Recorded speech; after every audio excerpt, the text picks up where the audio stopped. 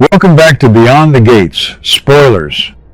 Today is a beautiful Thursday, but the atmosphere in Fairmont Crest is incredibly heavy. We are still reeling from the explosive warehouse tragedy. Grab a massive cup of coffee, because we have some monumental May 28 spoilers to unpack together. And trust me, the emotional fallout is going to change everything we know about this town. Beyond the Gates spoilers, we've been tracking this for weeks, and the tragic demise of Derek Baldwin is exactly the kind of heartbreaking narrative shift that alters the DNA of Fairmont Crest forever. When Derek walked into that warehouse, Derek did not just walk into a trap, Derek walked into destiny. Derek has always suffered from a severe, almost fatalistic savior complex. Whether Derek was wearing a firefighter uniform and literally running into burning buildings, or whether Derek was running the free clinic to save the marginalized citizens of the city, Derek could not stop trying to save people. And let's be real for a second, Derek's desperate need to save Jacob and Grayson is exactly what cost Derek everything. Now, on Thursday, May 28, the community gathers to memorialize this fallen hero. The tears are going to be absolutely real, and the emotional devastation will ripple through Fairmont Crest for years to come. Derek went out doing exactly what Derek loved most, which is saving people, but that sacrifice leaves a massive, unfillable void in the hearts of everyone who loved Derek. Ashley is entirely shattered by this loss. Ashley has completely shut Grayson out of Ashley's life, and honestly, I do not blame Ashley one bit.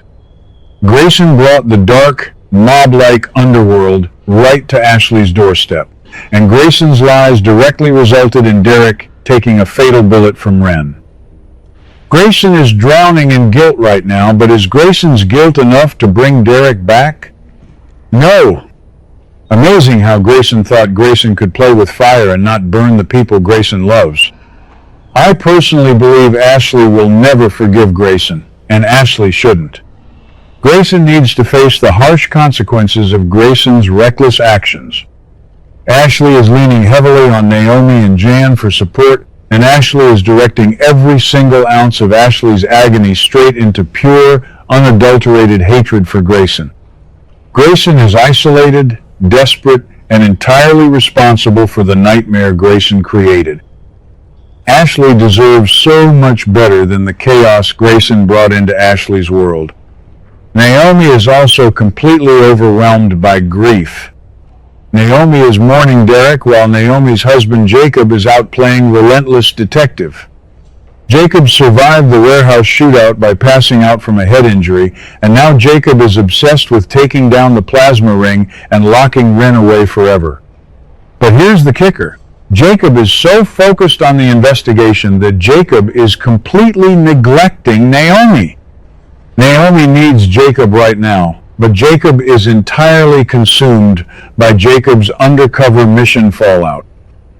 This reminds me of the classic storylines from 8 years ago when the undercover cops in Fairmont Crest would lose marriages because law enforcement could not separate the badge from the family. Jacob is walking down that exact same destructive path. Jacob needs to wake up before Jacob loses Naomi forever. Naomi is currently teaming up with Andre and Dani for comfort, but Naomi truly needs Jacob to step up and be a real husband. Moving on to some intense family drama, Dani is about to absolutely school Bill on Bill's selective memory. Dani confronts Bill, and Dani does not hold back for one single second. Dani is frustrated because Bill always seems to remember the good stuff and conveniently forgets the negativity or the toxic elements of a situation, especially when Bill is the one who caused the chaos. Bill is infamous for Bill's arrogance, and Dani is sick of Bill acting like Bill is innocent in every family dispute. Dani is already on edge from consoling Naomi over Derek's death, so Dani's patience is practically non-existent. When Dani looks at Bill, Dani sees a privileged man who refuses to take accountability for Bill's actions. But you won't believe what is actually happening behind the scenes. Bill is not just being arrogant. Bill is being poisoned. That's crazy. Hayley is secretly slipping a slow-acting poison into Bill's drinks, and the poison is starting to severely affect Bill physically and mentally. Bill's hands are shaking uncontrollably, and Bill is experiencing actual, terrifying memory issues. This is not just selective memory, this is a calculated, lethal attack by Hayley. Hayley is a master manipulator, and Hayley is completely cornered right now. Tomas is asking Hayley intense questions, and Bill is secretly comparing notes with Kat and Tomas about the disappearance of Lynette Wise. Hayley knows Hayley is losing control of the narrative, so Hayley is resorting to straight-up murder. Hayley is running a fake mugging scam with Randy to escape Bill, but Hayley's ultimate goal is to eliminate Bill entirely. This slow-drip poisoning plot is absolute soap perfection. This reminds me of what Stefano DiMera used to do back in the day on Days of Our Lives, slowly breaking down an enemy's mind before taking the enemy's life. Hayley is channeling that exact same dark, sociopathic energy right here in Fairmont Crest. Hayley wants Bill to look like Bill is just losing Bill's mind, so when Bill finally collapses, everyone will think Bill died of natural causes. I passionately hate Hayley for this.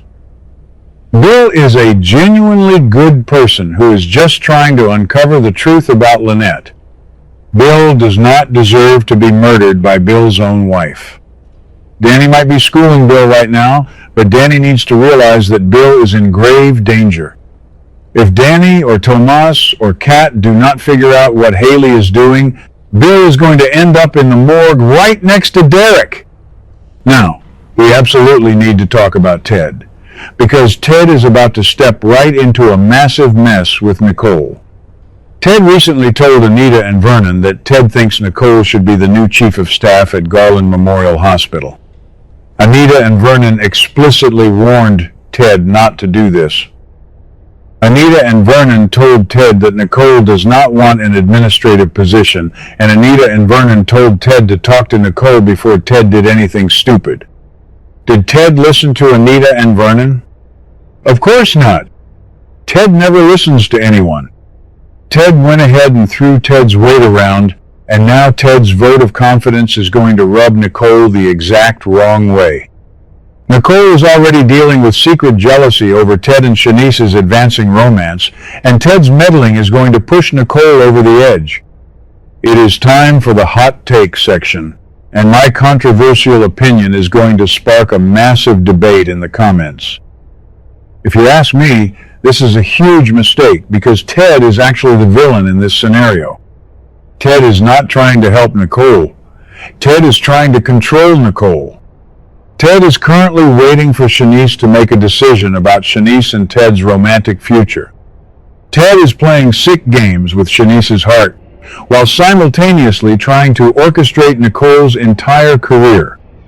Ted wants to keep Nicole chained to a desk at the hospital so Ted can monitor Nicole and keep Nicole close as a backup plan. I passionately defend Nicole here. Nicole suffers from a severe protector complex, and Nicole wants to be in the trenches saving lives, not pushing paper for Ted's amusement. Ted's arrogance is absolutely staggering, and Nicole needs to tell Ted to back off permanently. Finally, we have to discuss Madison and the heartbreaking malpractice lawsuit that is tearing Madison's family apart. Madison has been dealing with this massive lawsuit that would never have happened if Madison's mother had not been incredibly careless.